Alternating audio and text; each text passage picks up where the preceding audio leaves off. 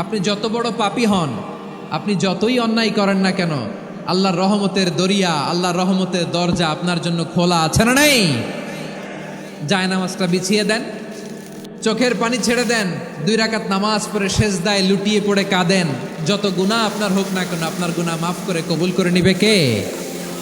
মুবাশশিরাম বিরহমাতিল্লাহ, বিশ্বনবী তিনি সুসংবাদদাতা, বেয়ারার of glad tidings, সুসংবাদ দেন।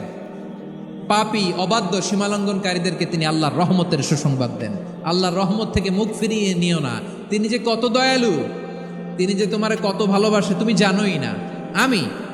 আমি আমাকে যত বেশি ভালোবাসি তার চেয়েও আমাকে বেশি ভালোবাসে কে?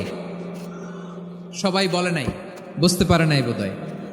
আমি আমাকে যত বেশি ভালোবাসি তার চেয়েও আমাকে বেশি ভালোবাসে কে? আমার মাতা পিতা আমাকে যত ভালোবাসে তার চেয়েও আমাকে বেশি ভালোবাসে কে? আমার প্রিয়তমা স্ত্রী আমাকে যত বেশি ভালোবাসে তার চেয়ে আমাকে বেশি ভালোবাসে কে? মুবাশশিরাম বিরহমাতিল্লাহ, তিনি আল্লাহর রহমতের সুসংবাদ দেন।